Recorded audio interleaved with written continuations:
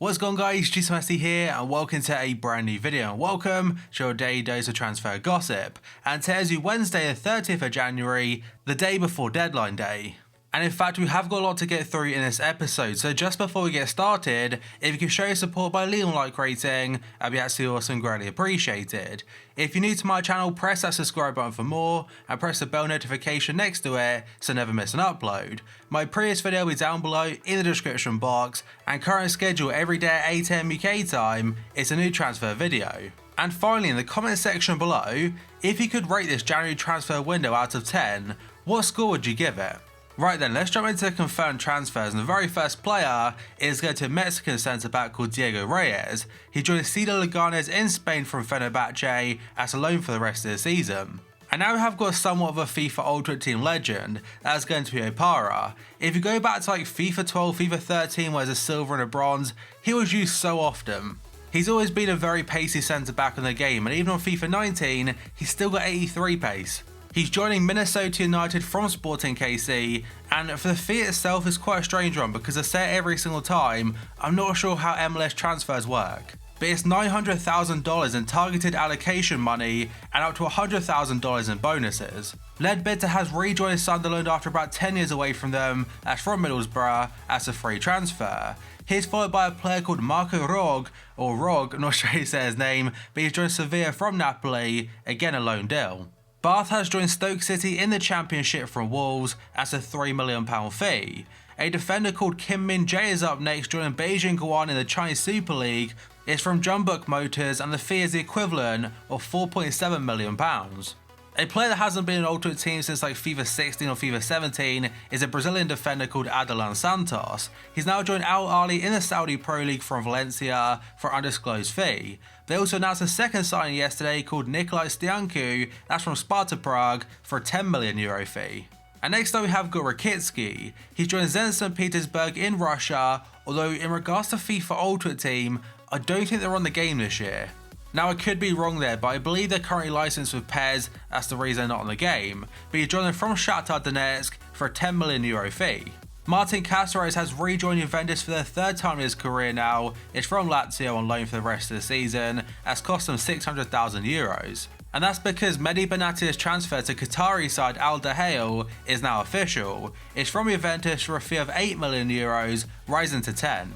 And I mentioned it a couple days ago because Arsenal were heavily linked to him back in the summer window and also the very start of this January window. And for a €10 million fee in this market for a player as good as Benatia, I'm very surprised he didn't try it. And I know he's currently 31, but he can still offer a very good level of football, and for Arsenal they need that. They need a leader, they need quality at the back, and he checks all those boxes. Now, one potential stumbling block for a move to Arsenal could have been the wages he was demanding, but still, I've read in reports elsewhere, he's getting about €4 million a year at the Qatari side.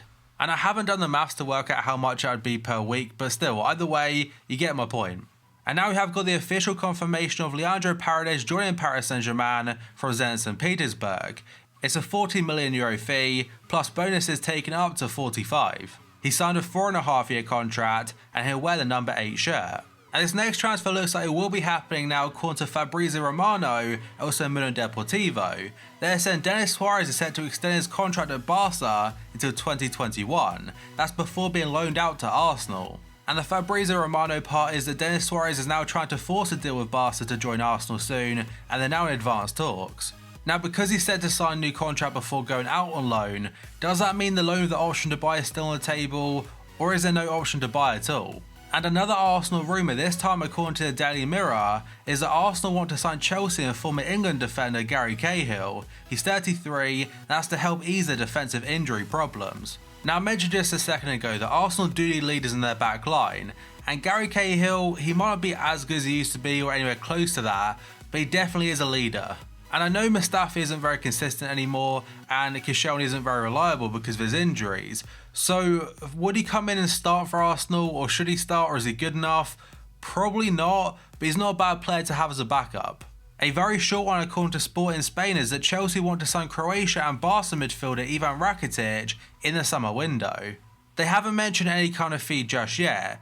And as for Barca, there have been quite a few reports lately saying they could be getting rid of Rakitic this summer as they're looking to move on from him. Next up, we have got Belgian midfielder Marouane Fellaini and two different stories about him. The first one's according to the Daily Mail.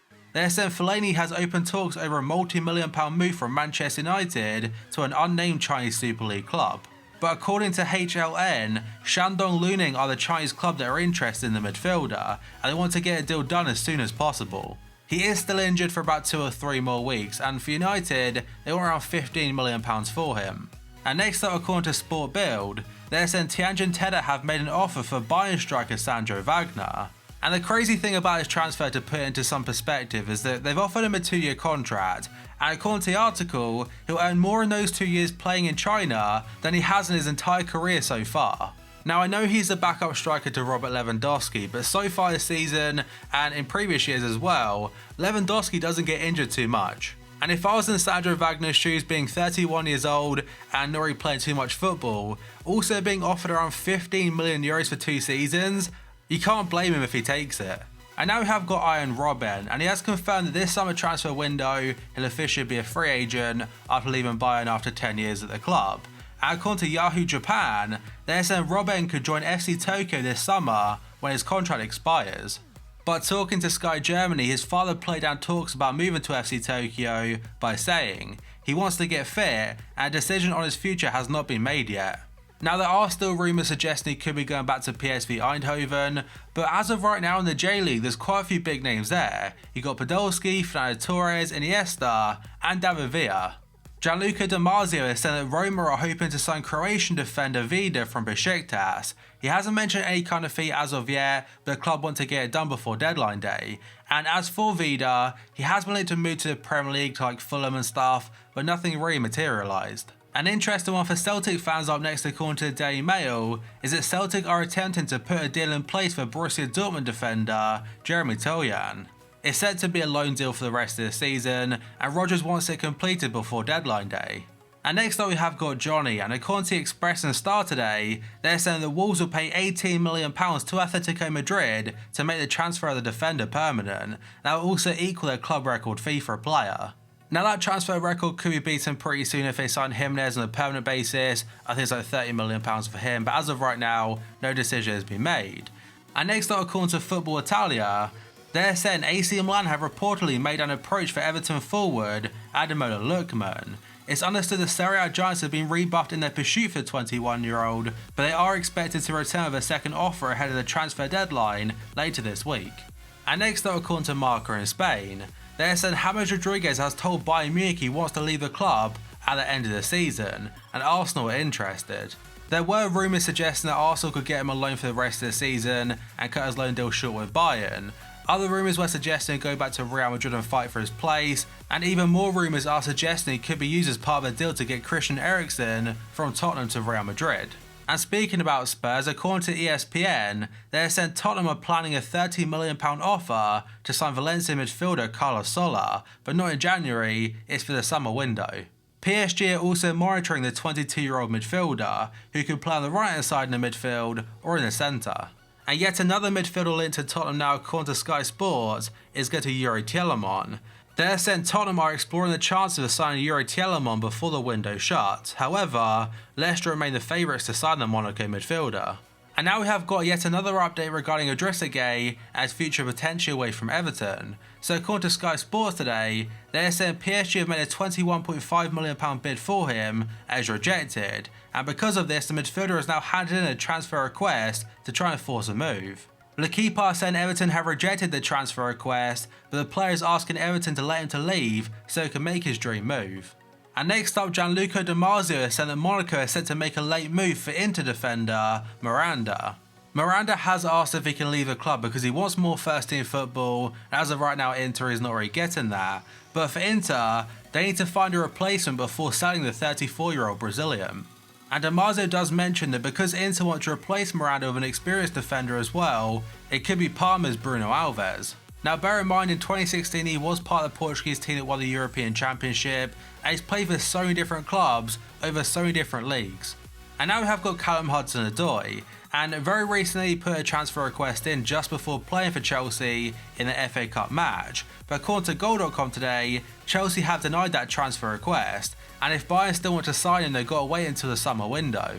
And Mauricio Sarri did confirm yesterday in a press conference that Chelsea have confirmed to him Hudson-Odoi will stay at the club this month, and very probably for next season as well. And finally, Sky say 4 bids from Bayern have been rejected from Chelsea: £30 million, £32 million, £35 million, and most recently £40 million. But that, guys, is going to be it for this video. So as always, if you enjoyed it and enjoy transfers, make sure to show your support by leaving a like rating. That'd be absolutely awesome, greatly appreciated. If you're new to my channel, press that subscribe button for more, and press the bell notification next to it so never miss an upload. My previous video will be down below in the description box, and current schedule every day at 8 AM UK time is a new transfer video. And finally, in the comment section below, if you could rate this transfer window out of 10, what score would you give it? Let me know down below. So thank you for watching this video, and I'll see you next time.